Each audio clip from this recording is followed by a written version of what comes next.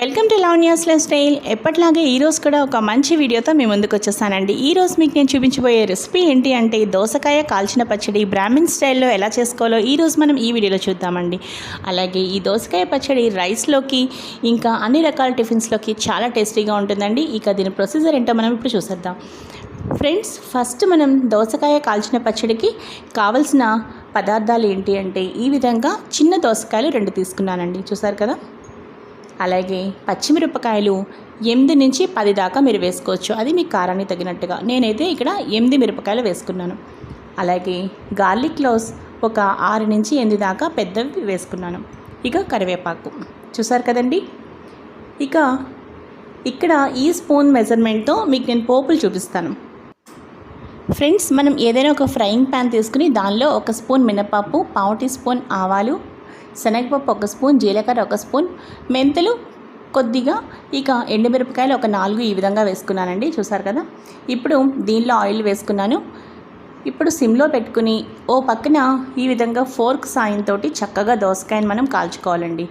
కంప్లీట్గా మనకి దోసకాయ మగ్గిపోవాలన్నమాట. మీడియం ఫ్లేమ్లో పెట్టుకుంటే చక్కగా లోపల కూడా కుక్ అవుతుంది. ఇక ఇక్కడ పోపు కూడా మనకి వేరే స్టవ్ మీద ఈ విధంగా సిద్ధం చేసుకుంటున్నాం మనం ఇప్పుడు ఇక్కడ. చూసారు కదా. చక్కగా మినపప్పు, శనగపప్పు, ఆవాలు, జీలకర్ర, కొంచెం మెంతులు వేసాం కదా అవి, ఇక ఎండుమిరపకాయలు చాలా చక్కగా ఫ్రై అవ్వాలండి. ఇవి ఎంత బాగా ఫ్రై అయితే పచ్చడి అంత టేస్టీగా వస్తుంది మనకి. ఇక దోసకాయ కూడా చూసారు కదా, ఇక్కడ ఫోర్క్ సాయంతో నేను ఈ విధంగా టర్న్ చేసుకుంటూ, చూసారు కదా, మనకి ఫోర్క్ అయితే గ్రిప్ ఉంటుందండి, అందుకోసం నేను ఈ విధంగా ఫోర్క్ సాయంతో చేస్తాను. ఇక పోపు అయితే అయిపోయిందండి. స్టవ్ ఆఫ్ చేసిన తర్వాత ఇంగువ వేసుకున్నానండి. ఇక దోసకాయ కూడా ఓ పక్కన రెడీ అయిపోతుంది. చూసారు కదా, చక్కగా మగ్గిపోయింది. చూసారు కదా, మనం ఈ విధంగా చూసేసరికి చక్కగా సాఫ్ట్గా ఉంది.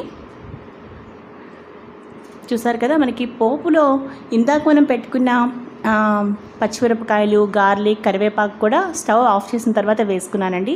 ఇక మిక్సీ జార్లో ఇవన్నీ వేసుకుని పక్కన పెట్టుకుంటున్నానండి ఇప్పుడు, ఎందుకంటే మనకి కాస్త చల్లారుతాయి అన్నమాట. ఈలోగా దోసకాయ ఇంకోటి కూడా ఉంది కదా, అది కూడా మనం ఒకసారి చేసుకోవాలి. చూస్తారు కదా, ఈ విధంగా మనం పక్కన పెట్టేసుకున్నాం.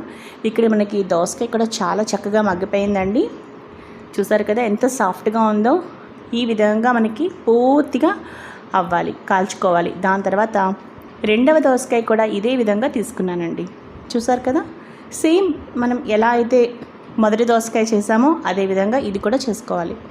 చూసారు కదా ఎంత సాఫ్ట్గా చక్కగా కుక్ అయింది మనకి. ఇప్పుడు మనం రెండో దోసకాయ కూడా చక్కగా ఇదే విధంగా ఫోర్క్ కానీ లేదంటే ఏదైనా మీరు